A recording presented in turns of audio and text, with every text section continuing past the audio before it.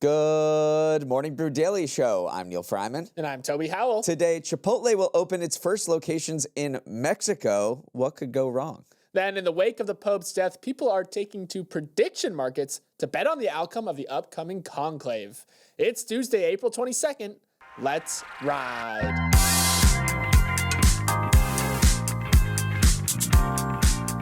Good morning and happy Earth Day, which takes place every April 22nd to raise awareness around environmental protection. To me, it's an opportunity to reflect on just how many things had to go right for us to be living here. The Earth happens to be located in a remote section of the Milky Way galaxy, which means fewer threats like a huge star devouring us. As for the star nearby, the Sun, we have a key magnetic field that deflects its deadly flares. We have a moon that stabilizes the climate, a bodyguard in Jupiter that redirects asteroids and comets from smashing into us, and an active plate tectonic system that produces volcanoes whose eruptions may have led to the first instances of life. And if all that doesn't make us the best planet around, we also have unlimited breadsticks. Also, just for some more perspective on this Tuesday morning, if Earth's 4.5 billion year history was squeezed into a 24-hour clock, humans, you, me, Neal, your neighbor Paul, everyone you ever know or have known showed up at 11:59 p.m. So remember, we're guests who just got here. So take your shoes off, compliment the decor, and let's try not to leave a mess. And now a word from our sponsor, Planet Oat. Neal, have you ever noticed how the right lighting can make a room feel totally different? Oh, big time. Flip on a warm lamp and suddenly your sad little studio apartment feels like a cozy reading nook. Thank goodness you said lamp. Team, no overhead lights here.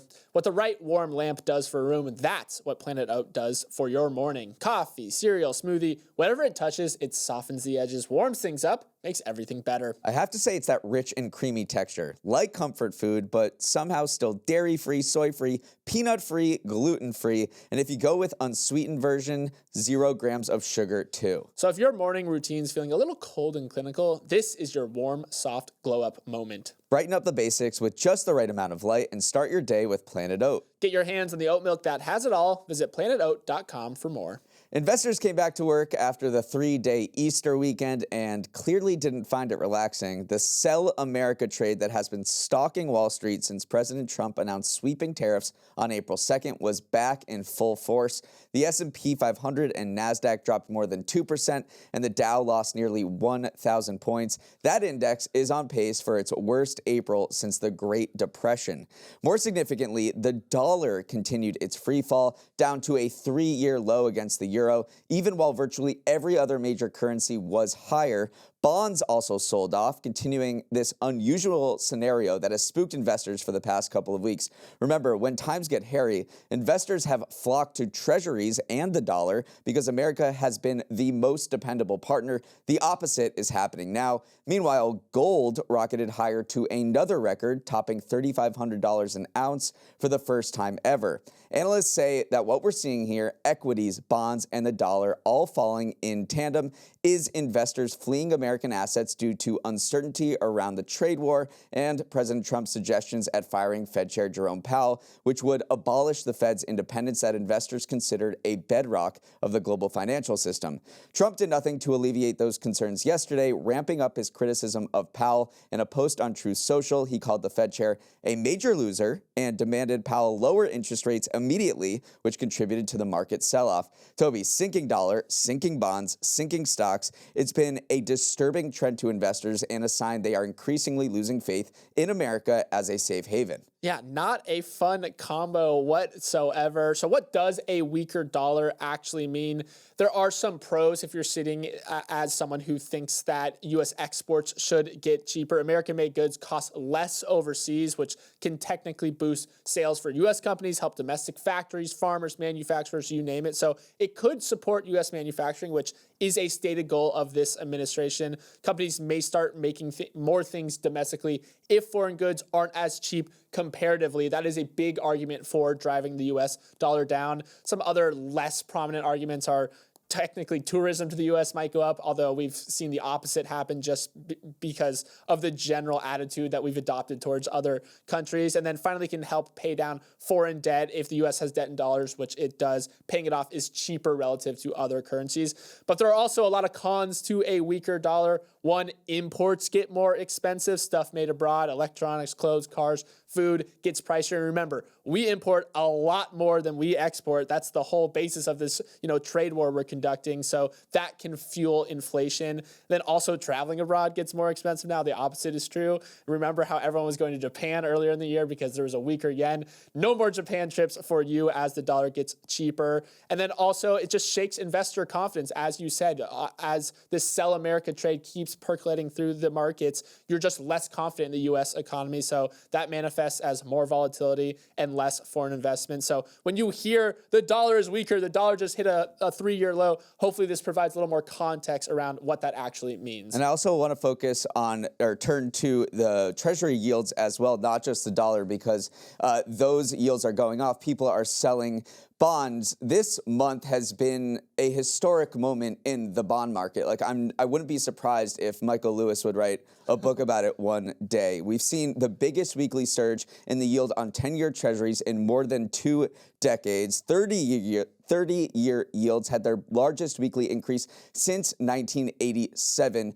4 decades, foreign investors have plowed money into the U.S. Treasury market because it is the bedrock of global finance, and it has led to this premium that Americans get on interest rates. Our 30-year, I know it doesn't feel like it now, but our interest rates for buying mortgages for getting mortgages is lower. Interest rates across the economy are suppressed than they would have foreign investors not plowed trillions of dollars into our Treasury market. It allows the government to borrow more cheaply. And now that yields are rising, all these borrowing costs across the economy are going up. And it's downright spooking investors that perhaps foreign investors are, lowering their demand or interest in U.S. Treasuries. And I think just what ties the bow on what we've been talking about together is gold this year, because, gold is ripping. It is behaving like the Magnificent Seven. So far, gold is outperforming the stock market by 42.5% so far this year.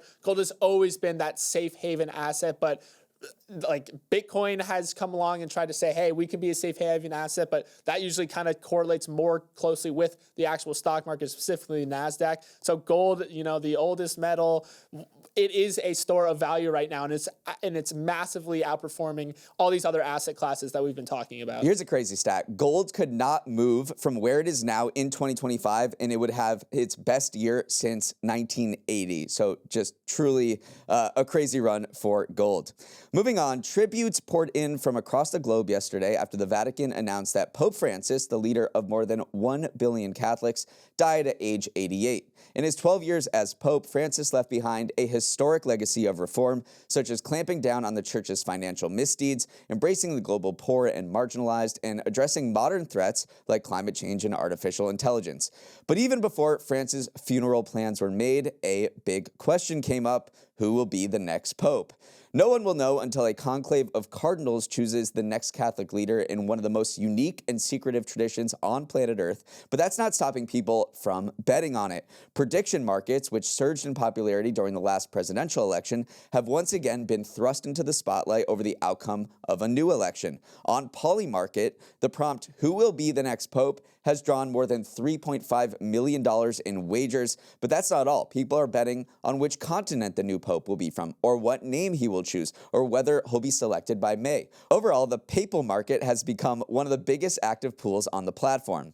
Many have criticized this sort of papal wagering as distasteful and perverse, especially when Pope Francis was still alive. But Toby, if you go back in history, there is a long tradition of people wagering on popes. Yeah, this is certainly not a new thing. The technology is new, but the fact that there was a gambling culture that existed around this is not new. There was a big gambling culture in Renaissance Rome. There were these things called censales, which are essentially your bookie who, you send Venmos to on the weekend. They took bets on everything from, the identities of new cardinals to who actually would become a pope. There's also newspapers and newsletters that would spring up around conclaves. People kind of liken it to the comment section on Polymarket right now. So it shouldn't shock us that there has been this kind of long tradition of gambling around it. And obviously the spread of information at that time did impact the process of the new pope. I wonder if we'll see a similar similar thing today. There was this very egregious example back in 1555 when some rumor mongers spread this idea that one of the top candidates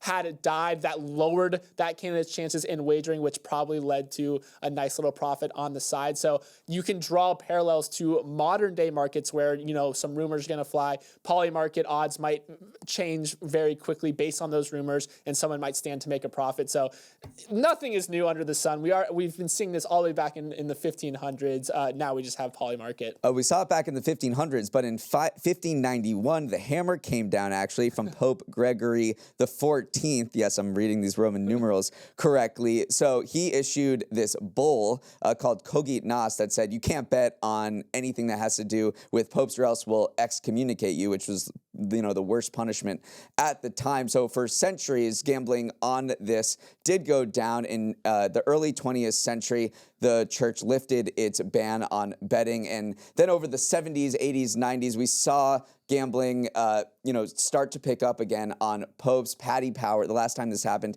in 2013, Paddy Power, which is a UK betting platform, gained a lot of headlines for allowing people to bet on this outcome. It's just very interesting because, unlike the NFL draft or these other things that people bet on, it is so secretive, and I think a lot of people are probably going to watch the movie Conclave that came out last year to learn more about this process, but basically no information escapes those walls. So we'll see how the odds change and what information they're trading on. Yeah, and by the way, if you think you're going to predict the next pope, you're probably not, because Pope Francis started at 55-1 odds and never had better than 32-1 odds. So if you think you're going to nail the next papacy, you probably are not. Chipotle is opening a store where no one will mispronounce their name in the very country that inspired its cuisine, Mexico.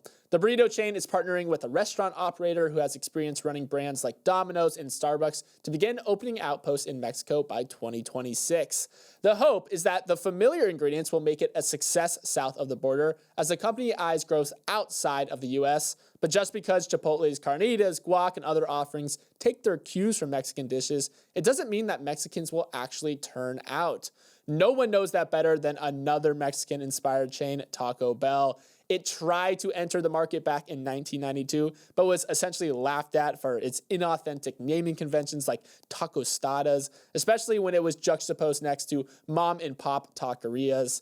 It packed up its cheesy gordita crunches and shut down every location just 2 years later. It's like bringing ice to the Arctic, historian Carlos Montesivas told the AP at the time. But sometimes the US-ified versions of traditional food and beverage do find success. Starbucks entered the Italian market in 2017 by leaning into humility and a proprietary coffee blend tailor-made for Italian tastes, and now it has 30 stores in operation. So Neal, on a scale of Taco Bell to Starbucks, where do we think Chipotle is going to land? It could go either way. It totally depends on how they do that, and you can see that by what Taco Bell did, because it tried to go into the Mexican market twice, adopting two very different approaches. In the early 90s, when it tried to go into Mexico the first time, it tried to present itself as this authentic taqueria. They opened in a taco stand, and they tried to cater their menu and ingredients to fit into the local mosaic. That didn't work. So then they came back in the 2000s and said, you know what, you're right. We're an American chain that is inspired by Mexican cuisine, but we're not really, trying to be a part of your milieu. So they took out an ad in a newspaper saying one look alone is enough to tell that Taco Bell is not a taqueria. It is a new fast food alternative that does not pretend to be Mexican food. Well, guess what? That didn't work as well. So I'm sure Chipotle is studying this a lot, more closely than we are to see what is the right tactic to get people to embrace Chipotle. Are they trying to present themselves as this authentic Mexican-inspired restaurant that could fit into the local cuisine? Or are they just going to say, you know what, we're Chipotle, we're from Boulder, Colorado, and, you like other American goods, so maybe you'll like this one as well. And then maybe it won't be something as sexy as their brand positioning that will make or break its fortunes in Mexico. Maybe it's just the cost of importing food to Mexico, because it makes sense that to open a chain in Mexico because a lot of their avocados come from south of the border. Now they won't have to pay those import fees. So technically they should be able to keep their menu prices a little bit lower than you see. I mean, they're not going to be $16, $17, $18 burrito bowls like I'm loading up in New York City because I'm getting extra guac. So potentially they will be able to fit in more with their supply chain and their prices to say that we're not like this Americanized chain with Americanized prices, or maybe they won't be able to pull that off. So it could just be pricing power that ends up, dictating the fortunes of Chipotle in Mexico. If you were Chipotle execs, would you go in and try to say, like, we're one of you, or would you adopt the second Taco Bell approach and just be like, yeah, we have burrito bowls. You probably have never heard of that before because we invented it in Colorado. But, that is what we do, and, I think you're going to like it. I think just lean into the quality aspect. Don't try to be anything you're not. Just say, hey, we make quality ingredients right there in front of you. Come try it if you want it. Up next, we got Toby's Trends. Creamy, crunchy, exacerbating a worldwide shortage of pistachios, Dubai chocolate is the latest TikTok trend that is leading to real-world consequences. And it's also the latest Toby's trend that I want to talk about today. Dubai chocolate is a sweet treat that consists of a milk chocolate bar stuffed with a creamy green pistachio filling and shredded pastry known as katafi or kanafe. First made by an Emirati chocolatier, Fix, it initially debuted to modest success back in 2021, but that modest success gradually turned into smashing success due to a single TikTok.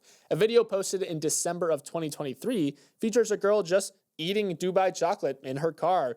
The ASMR vibes combined with the clearly delicious looking treat has since racked up over 120 million views, and it has put some serious strain on its key ingredient.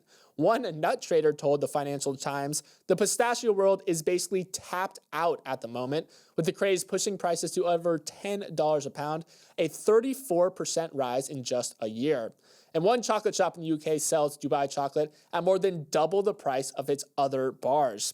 It does look like the only thing that can slow Dubai chocolate's roll now is shortages. The U.S. pistachio industry is coming off a poor harvest, and now it's got to contend with half of TikTok clamoring for this delicious new treat, Neal. This is a very cool example of guerrilla marketing, too, because the bars were first invented in 2021 by this British-Egyptian woman living in Dubai, Sarah Hamouda, and she made these bars while she was pregnant because she wanted to, kind of indulge herself, and she sent all these bars to a bunch of local influencers and said, hey, do you want to try my chocolate? This is, a tactic that a lot of people do when they're creating a product. They're going to send it to influencers and see whether they make a video about it that happens to go viral. And one caught on. It racked up so many millions of views and led to a global craze that's, I've never had this, but, you can't get it anywhere because it sells out in multiple hours when these stores have it in stock. It's leading to a global shortage of pistachios. So an absolute sensation. One interesting aspect of this is the U.S. is actually pistachios, the world leader in exporting pistachios. That's one thing we do export. And when I say that the U.S. crop, the most recent U.S. crop had a shortage, it was actually because they had a higher quality than usual crop, leaving fewer of the cheaper, shell-free kernels that usually are used as ingredients in stuff like baking or chocolate. So it was almost too good of a harvest season for the United States. And also, it's coming off of a year where there was a supply glut in 2023. So suddenly there was like this global supply exceeding demand back in 2023. So maybe that coincided with the fact that a lot of chocolatiers were experimenting around with this ingredient. And so it's been like the worst of both worlds, where they're like, all right, there's going to be a lot of pistachios because we're in this supply glut environment. Now there's a supply shortage and prices are kind of skyrocketing and leading to, Dubai chocolate being very expensive as well. Well, I need to get my hands on this because it looks so good. Delicious. Okay, let's sprint to the finish with some final headlines. In its monumental battle against the Trump administration, Harvard has turned the volume up to 11, filing a federal lawsuit yesterday against the government for illegally freezing $2.2 billion in funding and threatening its academic independence as part of an anti-Semitism crackdown at colleges. The country's wealthiest college accused the government of violating the First Amendment by attempting to use financial leverage to, quote, gain control of academic decision-making at Harvard. Alan Garber, the university's president, said the consequences of the government's overreach will be severe and long-lasting, saying that funding cuts imperil research into things like child cancer and infectious disease outbreaks. The White House replied to the suit by saying taxpayer funds are a privilege, and Harvard fails to meet the basic conditions required to access that privilege. The gloves are officially off. Yeah, after Harvard took this stand and filed this lawsuit, over 150 university leaders from other U.S. universities signed this joint statement where they were pushing back against what they see as government overreach on college campuses. They specifically called out the use of federal funding as this sort of pressure lever to get these universities to do what the administration wants. So it's big names: MIT, Princeton, Yale, Brown, Tufts, Duke, you name it. They were among the signers. So you're seeing higher ed kind of rally behind Harvard here as they fight what they see as overreach from this administration. For our next headline, Airbnb users rejoice. The short-term rental company is finally being transparent about the fees it charges.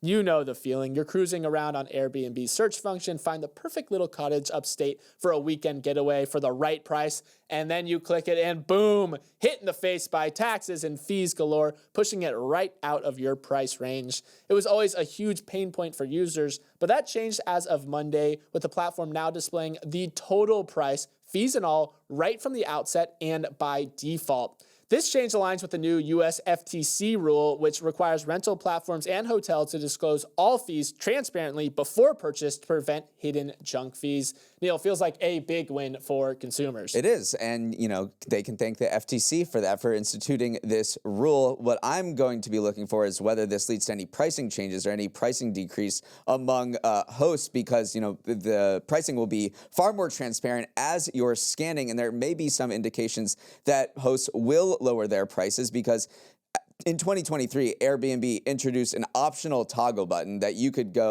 show the prices with fees or without fees. And Airbnb, in a blog post last year, said that after they introduced this toggle button, hosts behind nearly 300,000 listings removed or lowered their cleaning fees in the months following its introduction. So I wonder how this will affect pricing on Airbnb.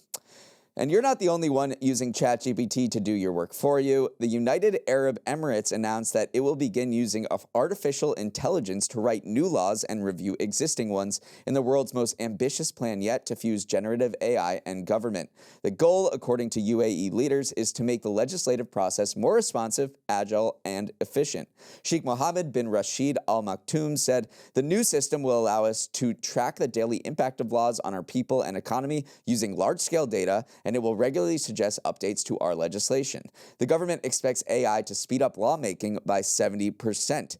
The UAE has been pouring billions into AI development in order to become a global leader in the technology, and this move shows how it's diving in much deeper than other countries are comfortable with. Yeah, they already created this dedicated investment vehicle to kind of back AI-related projects. It's called MGX, and they have an AI observer on its own board, kind of figuring out how to deploy money into AI companies. So it's AI all the way down when you look at UAE. Also, the tongue twister of UAE AI has been something that we've been grappling with over the past few hours. So yes, clearly the most bold plan yet. They do think it just speeds everything up.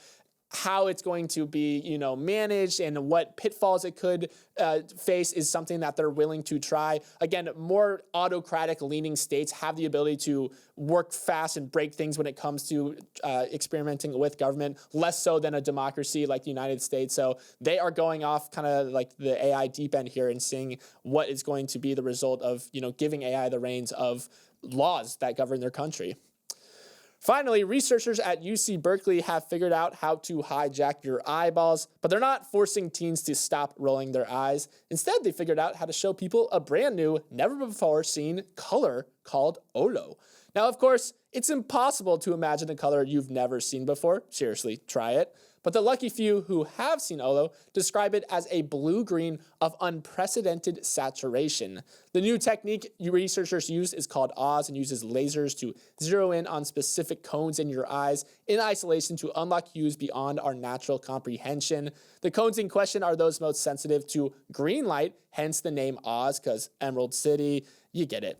Beyond unlocking new color magic, the controlling of the retina on such a granular level is a totally new way to study vision. For example, you could play around with the technique to try and bring back full color vision to colorblind people by compensating for any missing or defective light receptors. But Neal, I'm personally excited to walk into a hair salon and ask them to hook me up with some Olo colored locks for the summer. Well, anything would be better than what you usually do in the summer. I don't know if I'm sold on this new color. I think I'm more with John Barber from the University of London. He's a vision scientist. He said it is not a new color. It's just a more saturated green and called the work limited values. So this experiment has had some pushback, but I am curious to see the new color for myself. The problem is only 5 people in the entire world, entire history of the world, has seen this new color. What is actually a new color or just a more saturated green is up for debate. Yeah, if you want to weigh in on this debate as well, obviously you can't see the actual color, but we linked the article in the show description. We also flashed it on our YouTube. It does look like kind of a turquoise vibe, but I think it's not it. That's clearly not it. It has to be, beamed in your eye via laser. So I am bullish on Olo, and I'm going to get my hair colored Olo if it's the last thing I do. I think we have enough colors. Too many colors. All right, let's wrap it up there. Thanks so much for starting your morning with us, and have a wonderful Tuesday. For any questions, comments, or feedback, send an email to morningbrew@morningbrew.com. We'd love to hear from you. Let's roll the credits. Emily Milliron is our executive producer. Raymond Lute is our producer. Our associate producers are Olivia Graham and Olivia Lake. Uchenna Ogu is our technical director. Scoop Stardaris is on audio. Hair and makeup loves the earth. Devin Emery is our president, and our show is a production of Morning Brew. Great show today, Neal. Let's run it back tomorrow.